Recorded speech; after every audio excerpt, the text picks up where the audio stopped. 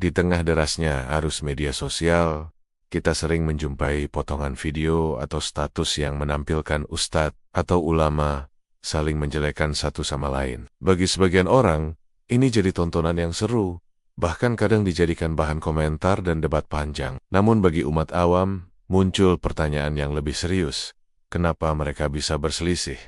Dan apakah pantas pertengkaran itu disebarkan ke publik? Fenomena ini bukan hal baru. Sejak dulu perbedaan pendapat di kalangan ulama memang ada. Bedanya, di masa lalu perselisihan itu tidak mudah menjadi konsumsi publik, karena penyebarannya terbatas di majelis atau kitab. Sekarang, dengan sekali klik, potongan perdebatan bisa beredar ke jutaan orang. Akibatnya, banyak yang tidak memahami konteks lalu menilai seenaknya, atau bahkan menjadikan hal itu hiburan. Padahal, menyaksikan pertengkaran ulama bukan perkara sepele, karena bisa berpengaruh pada cara umat menilai agama itu sendiri. Kita perlu menyikapi fenomena ini dengan tenang. Pertama-tama, harus diingat bahwa ustadz atau ulama tetaplah manusia. Mereka bisa berijtihad, bisa benar, dan bisa salah. Mereka punya emosi, gaya bicara, bahkan keterbatasan dalam memahami lawan diskusi. Maka, tidak semua perbedaan harus dipandang sebagai aib besar. Di sisi yang lain, penting untuk membedakan antara perbedaan yang sehat dengan perselisihan yang tidak sehat. Perbedaan sehat biasanya muncul dalam bentuk kritik ilmiah. Seseorang menyampaikan bantahan dengan dalil, dengan rujukan dari Al-Quran, Sunnah, atau pendapat ulama terdahulu. Bentuk ini justru bermanfaat, karena umat bisa belajar bahwa kebenaran tidak selalu datang dari satu orang saja, tapi harus ditimbang dengan hujah. Namun ada pula bentuk perselisihan yang tidak sehat, ketika perbedaan berubah jadi ajang celah-mencelah atau saling menjatuhkan. Ini bukan lagi diskusi ilmiah, melainkan masalah pribadi yang dibungkus dengan agama. Kalau yang terlihat justru sisi emosionalnya, umat awam akan bingung, apakah mereka harus ikut pihak A atau pihak B. Padahal sebenarnya, yang perlu diikuti bukanlah tokohnya, melainkan dalil yang dibawa. Dalam menghadapi perbedaan atau perselisihan, kunci utama bagi umat adalah kembali kepada dalil. Allah sudah memberikan panduan yang tegas. Jika kalian berselisih dalam suatu perkara, maka kembalikanlah kepada Allah dan Rasul-Nya. Ayat ini bukan sekadar arahan untuk para ulama, tapi juga pegangan bagi kita semua, agar tidak terjebak dalam fanatisme tokoh. Artinya, siapapun yang bicara entah ustadz terkenal atau tidak, yang menjadi ukuran tetaplah Al-Quran dan Sunnah. Kalau pendapatnya sesuai dengan dalil, maka bisa diambil. Kalau tidak, maka tinggalkan. Sikap ini akan menjaga umat agar tidak bingung atau terombang-ambing di tengah perbedaan suara. Sebagai contoh, ada sebagian ustadz yang membolehkan kunut subuh, ada pula yang tidak. Kedua pendapat punya dasar dari ulama terdahulu. Maka, yang dilakukan umat bukanlah membela salah satu ustadz dengan membabi buta, tetapi melihat dalil mana yang lebih kuat menurut para ahli. Begitu juga dalam hal perbedaan jumlah rakaat tarawih.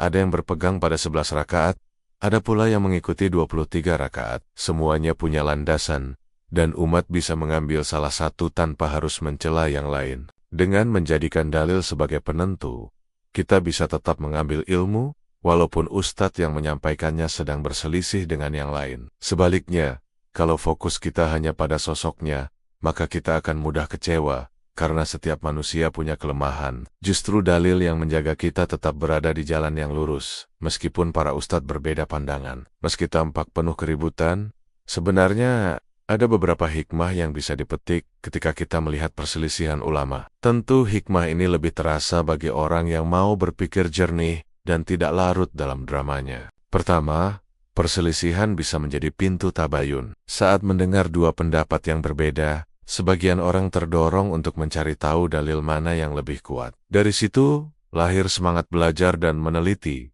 bukan sekadar ikut-ikutan. Kedua, perbedaan juga melatih umat untuk bersikap kritis. Kita jadi sadar bahwa kebenaran tidak boleh diukur dari siapa yang menyampaikan, melainkan dari apa yang disampaikan. Ini menjaga agar umat tidak mudah taklid buta kepada satu tokoh. Ketiga, perbedaan pandangan juga mengingatkan bahwa para ulama bukan makhluk sempurna. Mereka bisa benar, bisa keliru, bisa bersikap bijak, dan bisa juga emosional. Kesadaran ini penting supaya umat tidak berlebihan dalam mengkultuskan sosok siapapun, karena kemaksuman hanya milik Nabi Muhammad. Sebagai gambaran, Ketika dua ustadz berbeda pandangan dalam masalah hukum tertentu, lalu masing-masing membawa argumen, umat yang bijak bisa belajar bagaimana dalil digunakan, bagaimana cara ulama berijtihad, dan bagaimana sebuah hukum disimpulkan. Dari sini, perselisihan justru bisa membuka wawasan baru, asalkan umat tidak menjadikannya bahan olok-olok.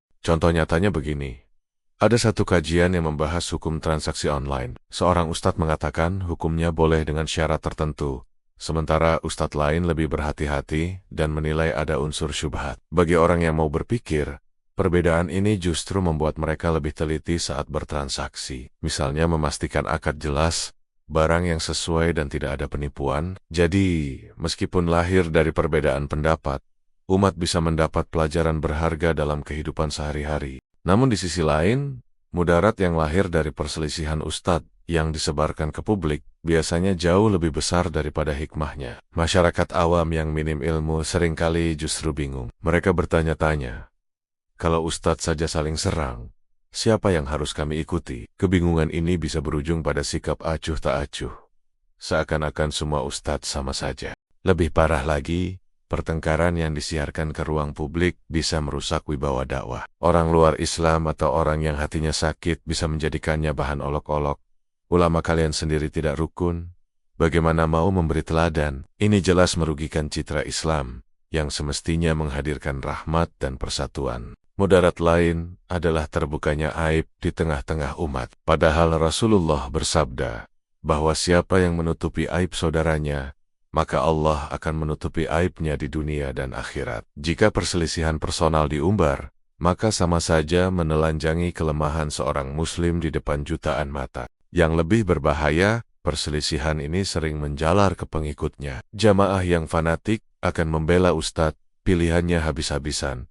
Sementara jamaah lain melakukan hal yang sama. Hasilnya, kolom komentar penuh dengan hujatan, adu mulut, bahkan sumpah serapah. Perpecahan pun semakin lebar, bukan hanya di kalangan ustadz, tapi juga di akar rumput umat Islam itu sendiri. Contoh yang sering terlihat adalah potongan debat di media sosial. Satu ustadz menyindir, lalu pengikutnya memotong video itu dan menyebarkan dengan tambahan komentar pedas. Ustadz lain membalas, pengikutnya pun menyebarkan balik dengan nada lebih keras. Dari situ, yang awalnya hanya beda pandangan, berubah menjadi permusuhan massal antar jamaah. Inilah mudarat besar yang harus dihindari. Contoh lain yang dekat dengan keseharian adalah ketika sebuah keluarga atau lingkungan kecil ikut terpecah hanya karena perbedaan pilihan ustadz. Ada rumah tangga yang jadi renggang karena suami lebih percaya satu ustadz, sementara istri condong pada ustadz lain. Alih-alih membawa ketenangan, ilmu agama yang semestinya jadi cahaya,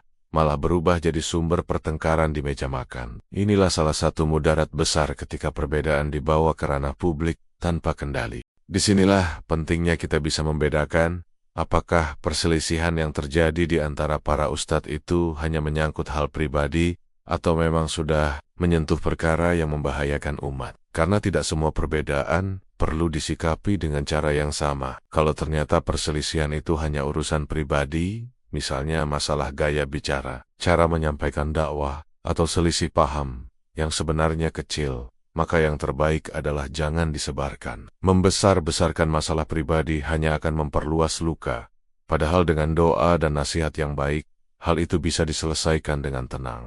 Sebaliknya, kalau perselisihan menyangkut hal besar yang bisa menyesatkan umat, seperti ada ustadz yang berani menghalalkan yang jelas haram, atau mengajarkan praktik kesyirikan, maka sikap diam justru berbahaya. Dalam kondisi ini, membongkar kesalahan memang perlu dilakukan demi melindungi umat. Tentu saja, caranya harus ilmiah, berlandaskan dalil, dan tetap menjaga adab. Bukan untuk mempermalukan pribadi, tapi untuk menjaga agama dari penyimpangan. Contohnya bisa kita lihat di masyarakat. Ada kalanya dua ustadz berseteru hanya karena perbedaan gaya ceramah. Yang satu lebih santai, yang lain tegas. Sayangnya, pengikutnya malah saling sindir, seolah gaya bicara bisa menentukan benar atau salah. Padahal ini masalah sepele, tidak perlu dibawa ke ruang publik. Tapi bayangkan kasus lain, seorang ustadz terang-terangan mengajarkan bahwa berdoa di kuburan wali lebih mustajab daripada berdoa langsung kepada Allah. Dalam keadaan seperti ini, para ulama lain wajib meluruskannya, bahkan kalau perlu menyebutkan nama. agar umat tahu bahaya dari ajaran tersebut. Sebab jika dibiarkan, kesesatan bisa menyebar dengan cepat dan menjerumuskan banyak orang. Perbedaan inilah yang harus dipahami oleh masyarakat. Jangan sampai setiap pertengkaran dianggap sama. Kalau semua dianggap remeh, umat bisa tertipu oleh kesalahan yang berbahaya. Tapi kalau semua dianggap besar, umat akan terus hidup dalam kegaduhan. Dengan membedakan keduanya, kita bisa bersikap lebih adil dan proporsional. Dan akhirnya, ketika berbicara tentang apakah sebuah perselisihan perlu disebarkan atau tidak, kita harus kembali kepada kaidah maslahat dan mafsadat. Dalam kaidah fikih disebutkan, menolak kerusakan lebih didahulukan daripada meraih kemaslahatan. Prinsip ini sederhana, tapi sangat dalam maknanya. Artinya, jika sebuah perdebatan hanya menghadirkan sedikit manfaat, tapi membuka peluang kerusakan yang lebih besar, maka sebaiknya tidak diekspos ke publik. Sebaliknya, jika diam, justru membuat umat terjerumus dalam kesalahan fatal, maka penjelasan terbuka diperlukan. Meskipun mungkin terasa pahit, kaidah ini menuntut kebijaksanaan, terutama bagi para ulama dan ustadz itu sendiri. Mereka perlu menimbang, apakah ucapan mereka menambah pencerahan, atau justru memperlebar jurang perpecahan. Bagi jemaah atau umat yang awam, kaidah ini juga menjadi panduan agar tidak asal membagikan potongan video atau komentar panas. Contohnya, ketika ada dua ustadz berbeda pendapat tentang detail kecil dalam ibadah, lalu videonya menyebar luas, manfaatnya mungkin ada, yakni umat jadi tahu ada perbedaan pandangan, tetapi kerusakan yang muncul bisa jauh lebih besar. Komentar saling hujat, keluarga terpecah, dan umat makin bingung. Dalam situasi seperti ini, jelas lebih bijak tidak menyebarkannya. Dan sebaliknya, ketika ada ustadz yang menyebarkan ajaran berbahaya, misalnya mengatakan bahwa semua agama sama di sisi Allah, maka membiarkan umat mendengarnya tanpa bantahan justru lebih berbahaya. Dalam kondisi inilah penjelasan terbuka menjadi maslahat yang lebih besar. Hal ini mirip dengan seorang dokter. Kadang dokter harus menutup informasi kecil agar pasien tidak panik berlebihan. Tapi jika penyakitnya serius, dokter wajib bicara jujur agar pasien bisa segera diobati. Begitu pula dengan perselisihan ustadz. Ada yang sebaiknya ditutup rapat agar tidak jadi kegaduhan. Tapi ada juga yang harus dijelaskan agar umat tidak ikut tertular kesalahan. Dengan menimbang maslahat dan mafsadat, kita diajarkan untuk tidak gegabah. Tidak semua perbedaan perlu disebarkan, dan tidak semua perbedaan harus ditutup. Kebijaksanaan inilah yang membuat umat tetap tenang, dan dakwah tetap terjaga. Bagi kita sebagai umat, sikap terbaik bukanlah ikut larut dalam drama, tapi fokus pada apa yang bisa mendatangkan manfaat. Jangan sampai kita menjadi bagian dari masalah dengan menyebarkan potongan video atau komentar panas yang hanya memperbesar api pertengkaran. Yang semestinya kita lakukan adalah mengambil ilmunya jika sesuai dengan Al-Quran dan Sunnah, dan membuang ributannya. Selain itu, bersikaplah adil. Jangan fanatik membela satu pihak sambil membabi buta menyerang pihak lain. Bisa jadi, masing-masing punya sisi benar dan salah. Dengan adil, kita tidak mudah terprovokasi dan tetap berada di tengah jalan yang lurus. Jangan lupa, mendoakan para ustadz jauh lebih bermanfaat daripada mencibir mereka. Doa seorang muslim untuk saudaranya adalah doa yang mustajab. Kita bisa memohon agar Allah melembutkan hati mereka, memberi taufik untuk saling memahami, dan menjauhkan mereka dari hawa nafsu. Dan ingat, mudah-mudahan, dan sangat mungkin saja, mereka suatu saat akan berbaikan kembali, bahkan lebih dekat dari saudara. Jangan kita berhenti di ruang pikir mereka bertengkar. Padahal, Allah mampu membalikkan hati manusia kapan saja. Yang kita lihat hari ini bisa saja berubah esok hari menjadi ukhuwah yang lebih kuat. Maka jangan biarkan setan membuat kita putus harapan. Akhirnya, kita harus sadar bahwa menjadikan pertengkaran ustadz sebagai tontonan bukanlah jalan yang bijak. Yang rugi sebenarnya adalah umat, dan yang untung hanyalah setan. Maka ambillah ilmunya, buang ributannya. Karena ilmu akan membawa cahaya, sementara pertengkaran hanya menyisakan gelap. Pertengkaran ustadz jangan dijadikan tontonan. Yang rugi adalah umat Islam, yang untung cuma setan. Ambil ilmunya, buang ributannya.